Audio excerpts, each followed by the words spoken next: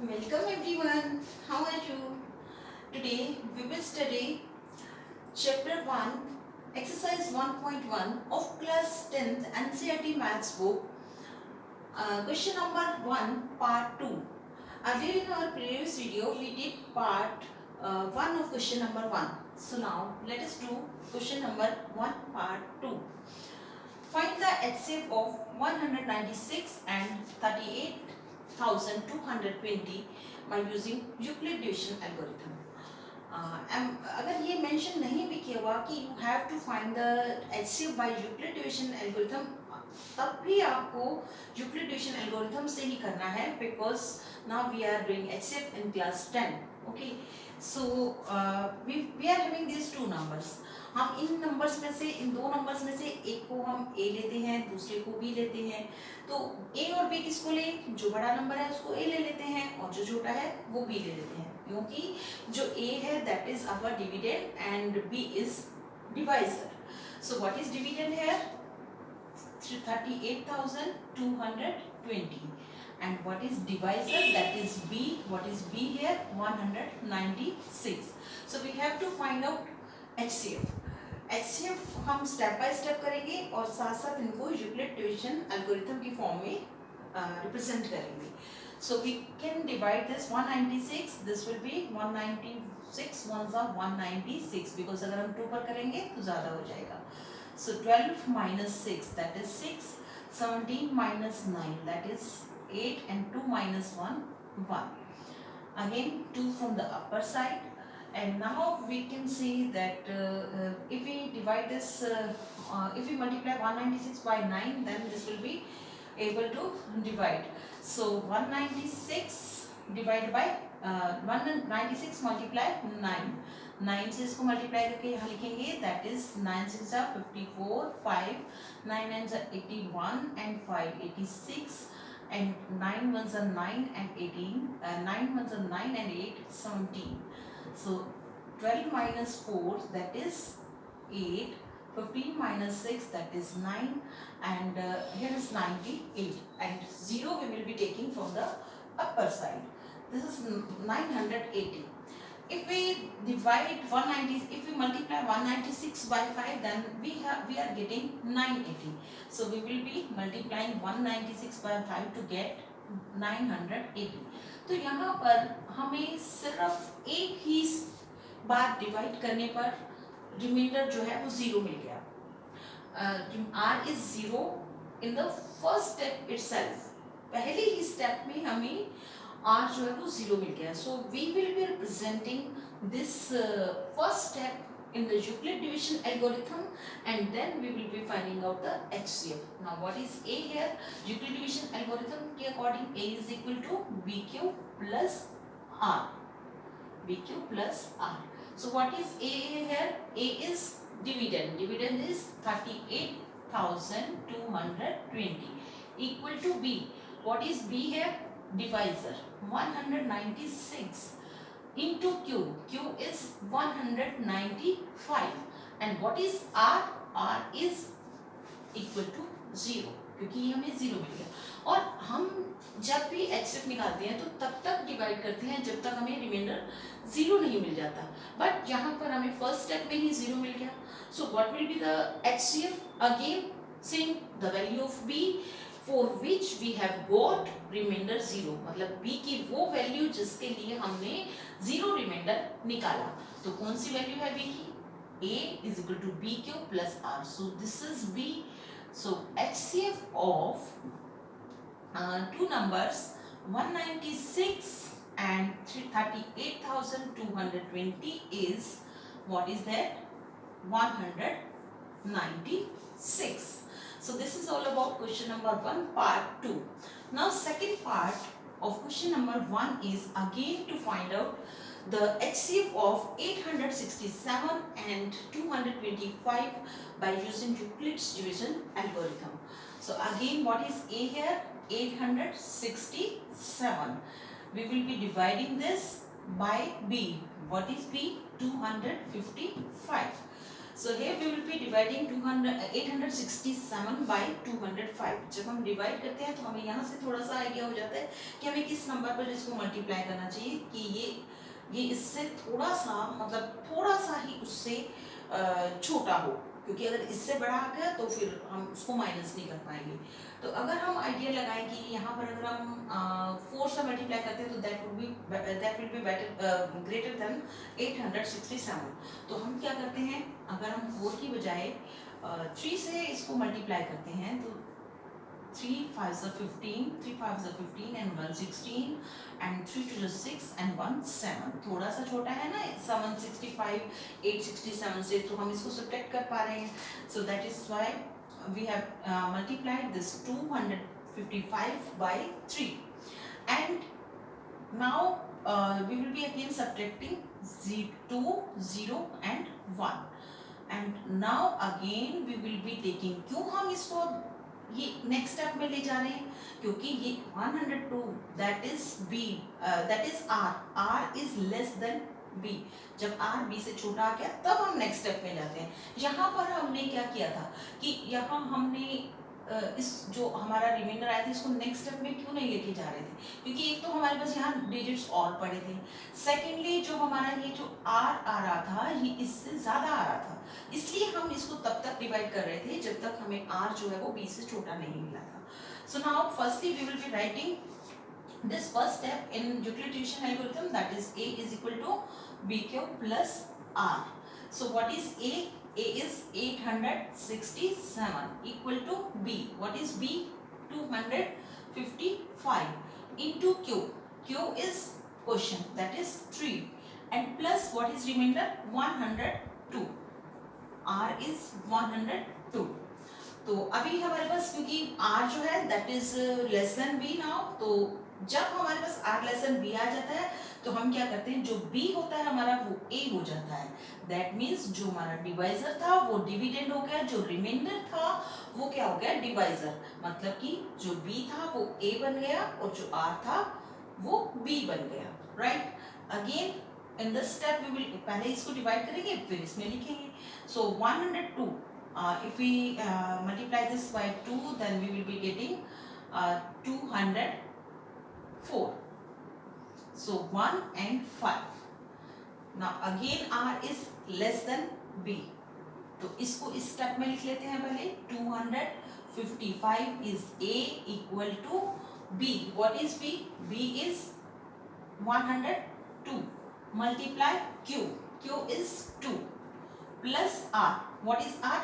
Remainder, that is 51. अभी हमें यहाँ पर 0 नहीं मिला है remainder and we have to continue till now we get remainder 0। तो अभी हम अब देखो हमें रिमाइंडर भी 0 नहीं मिला, लेकिन R जो है हमारा वो B से कम आ गया। So we will be again changing, मतलब कि क्या चेंज कर रहे हैं, R जो है वो क्या बन गया B और जो हमारा यहाँ पर B था वो क्या बन गया A and we will be again dividing. So 51 2s are 102. So now again we will be representing this in the form of Euclid division algorithm. What is A here? 102 equal to what is B is B here, B is 51 multiply Q. Q is 2 plus remainder is 0 R. So now here we have got remainder 0 and for this 0 remainder what is the value of B? That is 51. So HCF of कौन से दो numbers का, HCF of 867 and 255 is what? 51, right? Now question number 2 is show that any positive odd integer is of the form 6q plus 1, 6q plus 3 or 6q plus 5 where q is some integer. हमें ये prove करना है कि कोई भी positive odd integer है अगर, तो वो उसको हम इस फॉर्म में लिख सकते हैं, इस फॉर्म में 6q plus 1, 6q plus 3 और 6q plus 5. This we have to show that. अगर हमें इस टाइप का कोई क्वेश्चन आता है कि हमें उसको शो करना है कि वो इस फॉर्म में है, तो हम उसको यूक्लिड डिवीजन एल्गोरिथम की हेल्प से प्रूव करेंगे। अब अगर हम यूक्लिड डिवीजन एल्गोरिथम की हेल्प से उसको प्रूव करेंगे तो हमें ये देखना है कि हमें b क्या लेना है, a क्या लेना है और r क्या लेना है। हम a is equal to b q plus r, हमें ये तो पता है, तो a तो हम अगर हमें b पता है और r पता है तो a की वैल्यू तो हम निकाल ही लेंगे। सो क्वेश्चन इज दैट कि हमें b क्या लेना है जो जहाँ रिपीट हो रहा है, 6 एंड 6 क्यूब, दैट मीन्स अगर हम इसको इस फॉर्म में देखें बी क्यूब प्लस आर, तो यहाँ पर b क्या बन रहा है, दैट इज 6। तो हम लेते हैं let b is 6 and r क्या लेंगे हम, हमें पता है according to Euclid division algorithm 0 less than equal to r less than b, that means r की वैल्यू या तो 0 के इक्वल होनी चाहिए और या 0 से बड़ी होनी चाहिए, लेकिन b से कम होनी चाहिए। अब अगर हमने यहाँ पर b को 6 पोज किया है तो we can take the values of r is equal to 0, 1, 2, 3, 4 and 5। हमने b से कम लिया, 0 भी लिया और 0 से बड़ा भी लिया, बट हमने इसको r को क्या लिया, b से कम लिया। तो ये दो कंडीशंस हमने अप्लाई की r पर कि this should be greater than 0 but less than b, और b को हमने क्या लिया, 6। क्यों लिया, क्योंकि यहाँ पर हमने इस फॉर्म में प्रूव करना है कि कोई भी और पॉजिटिव इंटीजर होगा तो that will be in the form of 6 cube plus 1, 6 cube plus 3 और 6 क्यूब प्लस 5।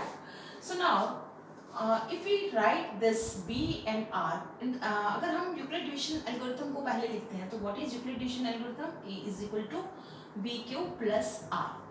अब यहाँ पर 1 बाय 1 हम b की वैल्यू तो सेम लेंगे, दैट इज 6, लेकिन r की वैल्यू 1 बाय 1 क्या पुट करेंगे, 0, 1, 2, 3, 4, 5 एंड बस 5 तक लेंगे, 6 नहीं लेंगे। So when r is equal to 0, सबसे पहले तो a की वैल्यू क्या होगी, a is equal to r 0 लिया तो a is equal to b cube. When r is equal to 1, a is equal to, अब यहाँ b क्यूब है तो b की वैल्यू भी हमें यहाँ पुट करनी है, तो ये क्या हो जाएगा 6 क्यूब, क्योंकि b हमने 6 लिया है। a is equal to b cube हो गया ना, क्यों, क्योंकि हमने r को 0 पुट किया, r को 0 पुट किया तो a हमारा किसके इक्वल हो गया, b क्यूब की, एंड b क्यूब में हमने 6 पुट किया b की जगह, तो हमारे पास क्या आ गया 6 cube. Now again r is equal to 1, अब r इक्वल टू 1 इसमें पुट करें तो हमारे पास क्या आएगा, a तो एज इट इज आएगा, b इज 6, q भी एज इट इज रहेगा and r that is plus 1, right. उसके बाद r is equal to 2, so a is equal to, a तो एज इट इज रहना है because a is any positive integer, so a is equal to b हमारा 6 रहेगा, q positive integer है कोई भी, ये हमें गिवन है, फिर q is any integer and plus r क्योंकि 2 लिया तो r की जगह 2 पुट किया, then r is equal to 3, तो फिर a हमारा क्या होगा 6 as it is, q is positive integer plus r हमने क्या लिया है 3। ये वैल्यूज हम कहाँ से ले रहे हैं, जो हमने यहाँ पर लिख रखी है। उसके बाद r is equal to 4, that means a is equal to again भी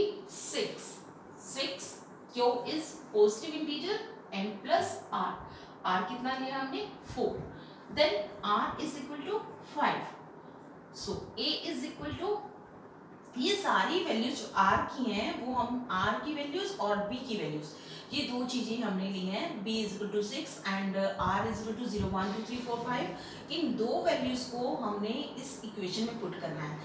इस इक्वेशन में b तो सब में 6 ले रहे हैं हम, और r की वैल्यू हम कहाँ तक लेकर जाएंगे, 0 से लेकर 5 तक, so r is equal to 5, then a is equal to 6q plus 5। So now we are looking here, what are odd numbers here, यहाँ पर this is odd number, then this is odd number, and this is odd number.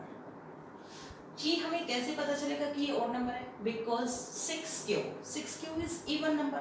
कैसे पता चला even number है? क्योंकि 6 is even number and q is multiple of 6. That means 6q is an even number. And even number plus 1 is odd number.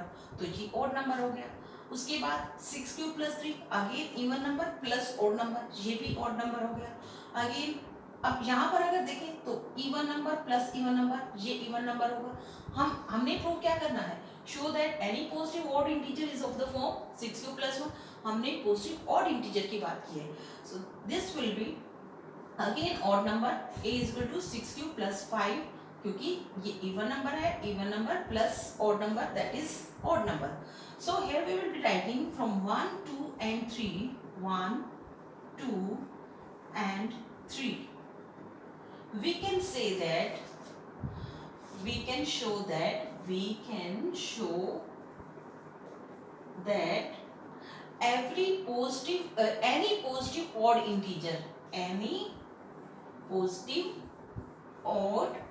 integer is of the form what 6. अब ये हमने कहाँ से लिया कि ये हमें कैसे पता चला कि ये एवरी ओड पॉजिटिव इंटीजर जो है वो इसी फॉर्म में आ रहा है? यहाँ से हमें दिख रहा है ये ऑड नंबर है, ये 6q plus 1 की फॉर्म में है. ये ऑड नंबर है, ये 6q plus 3 की फॉर्म में है. ये ऑड नंबर है, ये 6q plus 5 की फॉर्म में है. So we can show that any positive odd integer is of the form 6q plus 1 6q plus 2 and 6q plus 3. So in this way we can prove any odd integer in any form by using Euclid division algorithm. बस आपने ये ध्यान रखना है कि जो ये form given होगी उसमें जो b होगा वो कॉमन होगा. That means 6 6 6. जो कॉमन चीज है उसको हमने b में लेना है. q इज एनी इंटीजर, ये हमें गिवन है. a हमने अपने तरफ से मान लिया कि is also any positive integer, इसलिए हमने a is equal to bq plus r लिखा. एंड r की वैल्यू क्या लेनी है? That should be less than b, क्योंकि b हमने 6 लिया है तो that should be less than b.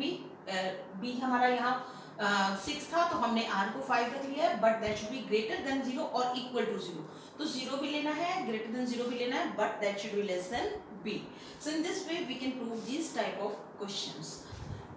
Question number 3 is an army contingent of 616 members is to march behind an army band of 32 members in a parade.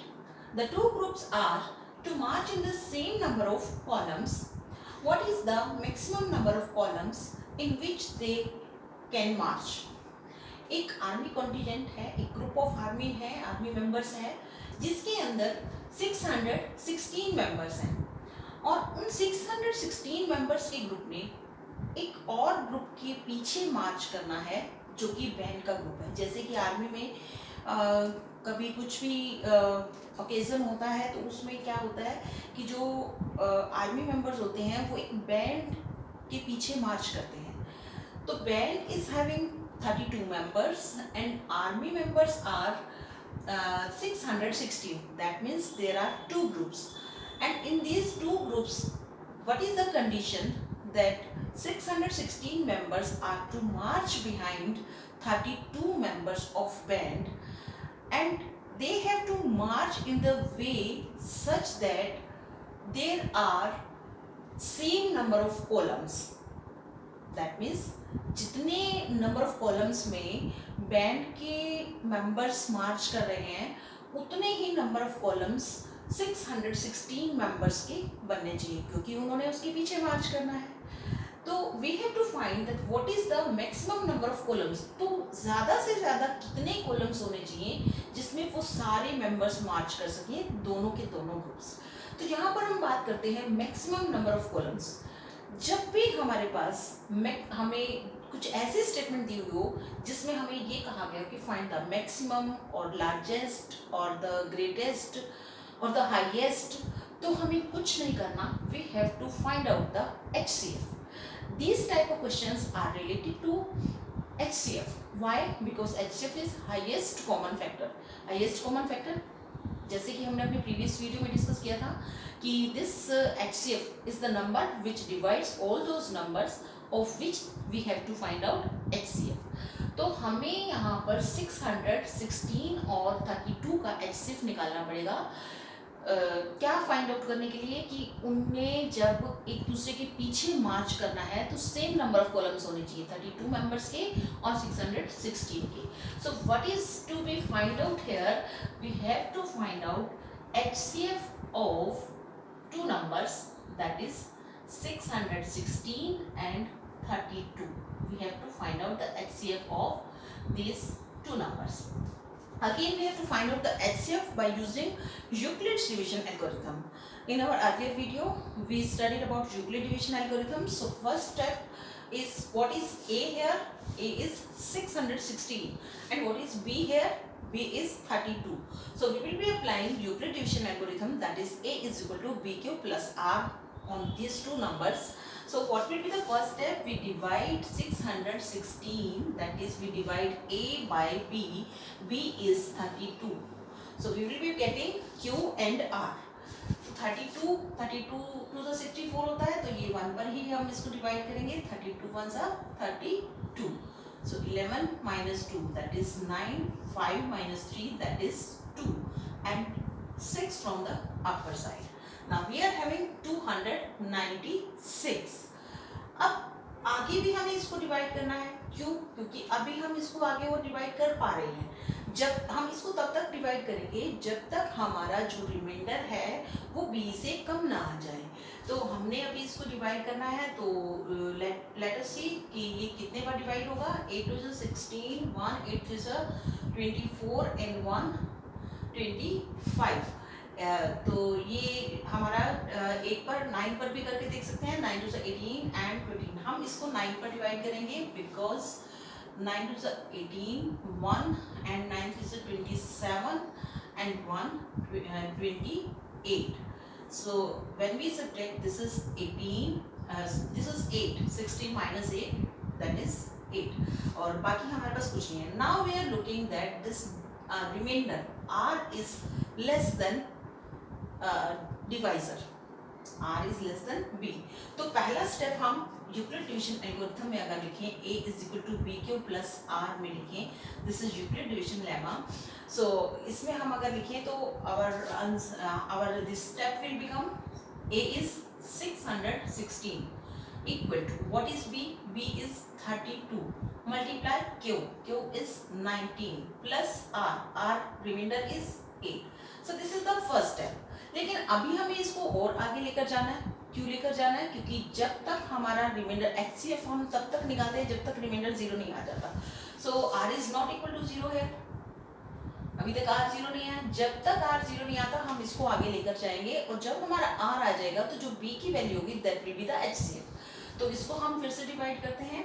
अब ये जो A था, reminder R था, ये क्या बन गया? B, और जो हमारा B था वो बन गया A। हम B को अंदर ले आए और R को बाहर रख दिया, ये डिवाइजर बन गया और B जो था वो डिविडेंड बन गया। So now 8 4 32। Now we have got R equal to 0, तो यहाँ पर हम इसको रोक देंगे। Again this step will also be written in Euclid division algorithm.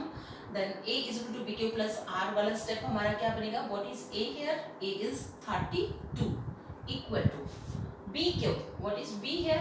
B is 8, B is 8, B cube, Q is 4 plus R is 0। तो हमारा reminder यहाँ पर 0 आ गया। And if we have got 0, then what will be HCF of 616 and 32? HCF of 616 and 32 is equal to the value of B। यहाँ B क्या था हमारा? 8। So HCF is 8। Now HCF of these two number is 8. That means we have got the maximum number of columns in which they can march, in which two groups can march. So we will be writing maximum number of columns, maximum number of columns in which two groups can march, in which two groups can march is 8. That means 8 columns में अगर वो चलेंगे दोनों groups तो equal number of columns में चल पाएंगे.